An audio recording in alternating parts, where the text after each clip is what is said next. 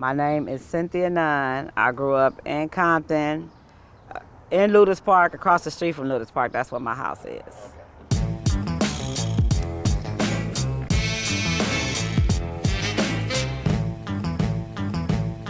We were having a record hop at Lueders Park. We had record hops, and you know, we had started hearing about Puttin a lot. You know, we started hearing about Puttin this, Puttin that. You know, if you don't dance with Puttin, if you don't talk to Puttin, you know, he'll do this, he'll do that. So we were at a record hop and at Lueders Park, and all of a sudden we could hear people saying something, and then they say, "Oh, it's Puttin them," and we like, "What?"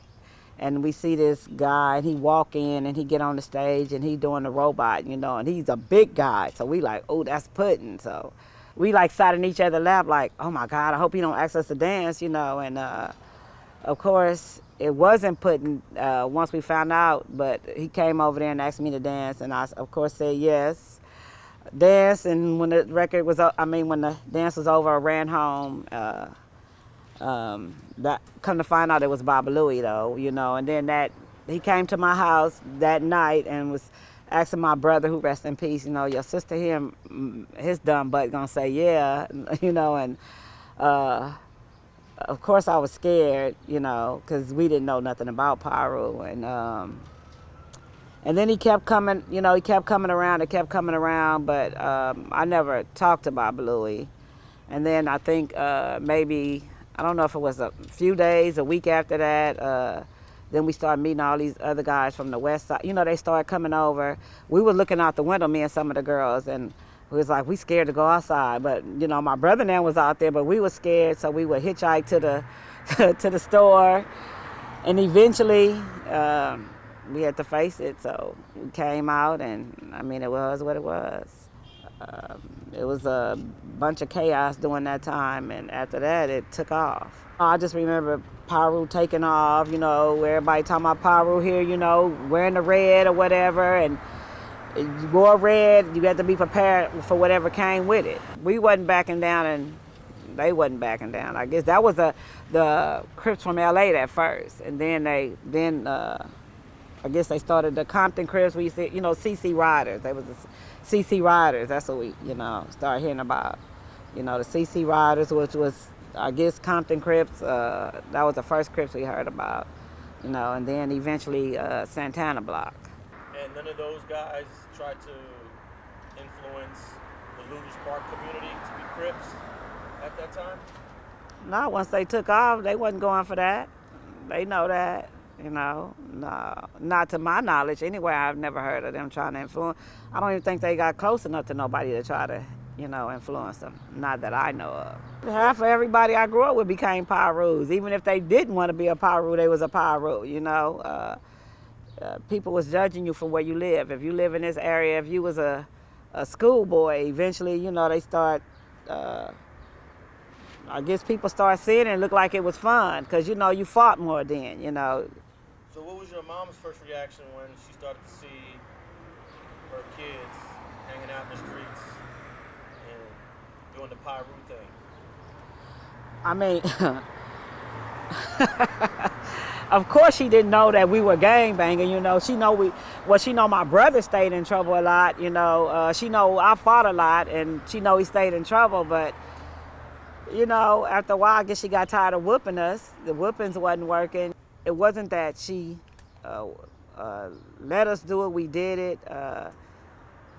And if she always had her kids back. You know, she always had our back, whether we were right or wrong, but she always checked us, you know, if we was wrong. But she, I don't know, I mean, I ain't gonna say I don't know if she know we was gang banging, but it was nothing she could do then, you know. She wasn't gonna put us out, at least she didn't, you know, she could have, but, because we was bad as heck. We was bad, we was getting kicked out of school, you know, fighting, you know. We was always taught to fight, you know, me and my brothers and sisters when we was little. You know, I was scared of this girl, and the girl would chase me home every day, and my mother locked me outside. I had no choice, and from then on, it was on and cracking, you know, for whoever, you know. So your mama wanted you to fight that girl?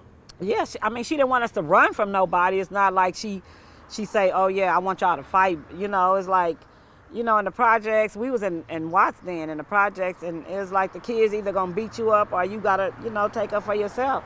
Nobody like getting beat up, you know, so, but she didn't tell us to go, you know, like, go over here and fight, go do this, go do that. We just, that's how we was. And me and my brother was so close, so, you know, my fight was his fight was my fight. The females especially, we did a lot of fighting, you know, a lot of fighting. It didn't matter who, what, we was fighting boys, men, whoever, you know, we did a lot of fighting. My brother went to jail at 14. I think he first went in at 14 years old, and I think he did, if I'm not mistaken, he may have did either 4 or maybe 6 years when he first went, the first time he went. From then on, jail was his home. So, you know, he was going in and out, you know, go in and out. It wasn't so much as my brother was bad, he was like really like a protector, you know. And then my brother just didn't take no mess, period. You know, he didn't go around starting it, but if you started, then he'd definitely be the one to help you finish it. Well, on the east side, we had, you know, it was Bartender, Big Herman, Time Bomb, Part-Time, Four Dog, Poochie, just trying to remember so many of them.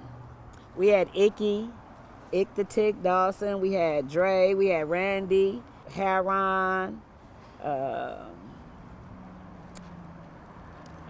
Big Chin. You know, we had a lot of the homeboys. You know, a lot of them, a lot of homeboys. You know, a lot of riders. We had some homegirls too. We had Big Ann. We had Shorty. I mean, Shorty was one of the homeboys, but Big Ann. We had Deborah. You know, I had some homegirls. We had Renee. It was just so many during that time. Like, it's so few now, and there was so many during that time. You know, Stanley Elliott, Stanley Pitts, Ricky Pitts. Who else? We had Savage, Volcano, Cash, Big Jeffrey, Gangsta Nate, the other Nate. Well, we call him Duck. Clifford Ray. Oh yeah, Ray. How could I forget? Yeah. Ray was my first boyfriend, so how can I forget? He was my boyfriend, but my mother didn't know he was my boyfriend. He just acted like he was, you know, a lot of people hung at the house. He would come over or whatever, but his mom and my mom was real close, Miss Johnson. They were real close, so, you know. And then my brother would trip. He didn't care who it was because, you know, they'd be like, dang, your sister's so fine. And my brother's like, nigga, you ain't talking to my sister, you know. So I had to sit and act like, you know, this the homeboy, you know. But I'll never forget, I was at their house and we got the call that Ray had got stabbed, you know, and Ray didn't make it, you know. So that was I think one of the first Pirus that got killed. I don't know why. I know he got a call and said there's a party or something, and I remember him leaving and he never made it back. I don't know why, I don't know who, you know, I don't know.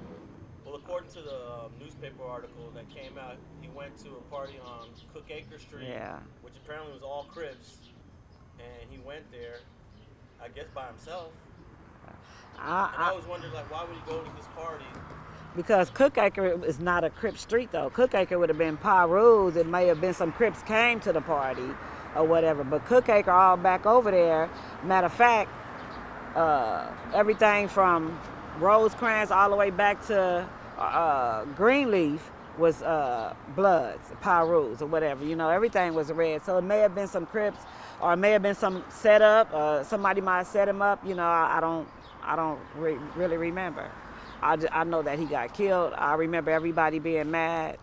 I don't, you know. Was there a big funeral for him? Or yeah, it was a big funeral. His funeral was on that church on Central. It's a big church on Central. I don't even remember the name of it. I have his obituary somewhere at home, but I don't remember the name of the church. But it was a big funeral, because you have to realize he one of the first Pirus, and we just getting started. And you have the East Side and the West Side at that particular time, so everybody was there, you know. Everybody was there. 2 later, bartender gets killed. Bartender get killed. 1975. Yeah. Tell me a little bit about bartender, who he was, what he was like. Bartender was a homeboy, you know. I mean, he was at the house all the time as well. For me, they was all like my brothers, you know, homeboys, because everybody hung at our house. You know, everybody was at that house, you know, when this stuff started out. It was always at the house. You know, the girls, of course, was going crazy over him because Bartender was a pretty boy as well, you know. But, I mean, he was a cool person, you know. Bartender was cool, you know. He was a homeboy from the hood, you know. He was about that life as well, you know. That was crazy. Thanks for watching StreetTV.net. If you're not subscribed, please hit that button below and click the bell to receive alerts and notifications.